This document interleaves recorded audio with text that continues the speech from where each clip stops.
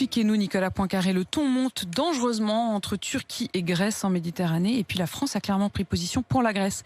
Il y a des navires français qui vont participer aujourd'hui à des manœuvres militaires. Oui, et c'est une histoire qui pourrait bien mal tourner. La moindre étincelle pourrait entraîner une catastrophe. En tout cas, c'est ce qu'ont dit les Allemands hier. À l'origine, pour comprendre, il y a une île qui s'appelle Castello Rizzo. C'est un minuscule îlot en mer Égée, à 3 km seulement de la Turquie, c'est-à-dire vraiment juste à côté. Si on regarde la carte, cette île est évidemment turque. Mais si on regarde l'histoire, elle est évidemment grecque. Pourquoi? Parce qu'il y a 100 ans, il y avait une importante communauté grecque en Turquie. Les Turcs ont voulu s'en débarrasser et ils ont proposé aux Grecs de s'installer sur ces îlots et du coup d'être rattachés à Athènes. L'opération avait été validée par 2 traités, le traité de Sèvres et de Lausanne, juste après la Première Guerre mondiale. Aujourd'hui, donc un siècle après, les Turcs remettent en cause ces traités. Ils veulent récupérer ces îles ou au moins les eaux territoriales qui les entourent. Le 10 août, Ankara a donc envoyé un navire de prospection pour essayer de chercher du gaz dans les eaux grecques, juste autour de cet îlot.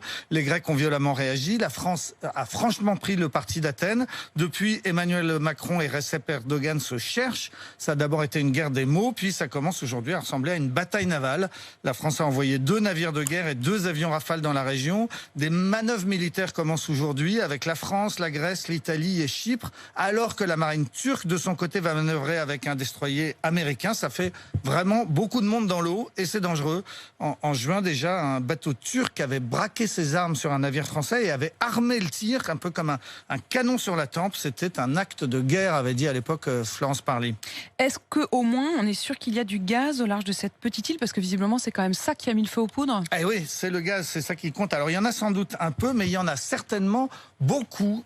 Plus au sud, une énorme réserve, une poche qui mord sur les eaux territoriales de la Turquie et de la Grèce, mais aussi d'Israël, de Chypre, de l'Égypte, de la Libye, donc vraiment de toute la Méditerranée orientale, sans oublier les Palestiniens de Gaza, qui pourraient aussi légitimement revendiquer une part de ce trésor. Ça peut devenir, cette affaire, une pétaudière. Tout le monde va vouloir se servir. Il y a un projet européen de gazoduc qui ramènerait le gaz vers la Grèce, projet dans lequel la France est impliquée. La Turquie et la Libye ont signé un accord pour se partager le gâteau comme s'il n'y avait aucun autre pays concerné. La Grèce a répondu en signant un autre accord avec l'Égypte. C'est un peu comme dans un jeu de Monopoly ou un jeu de Go, vous savez, où il faut étaler ses pions, occuper le terrain pour pousser l'autre dehors. Là, ça ressemble même au risque.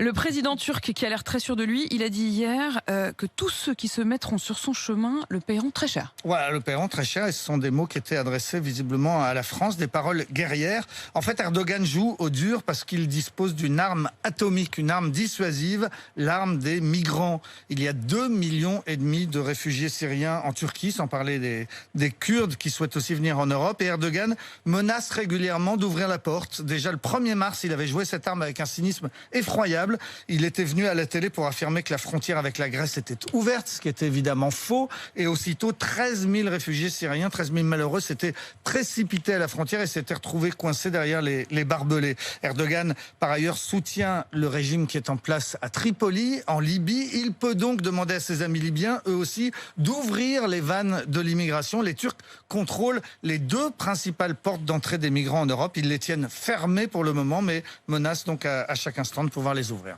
Eh bien, donc à suivre avec inquiétude. Merci. Daha fazla video izlemek için kanalımıza abone olabilir, ilk izleyen olmak için bildirimleri açabilirsiniz.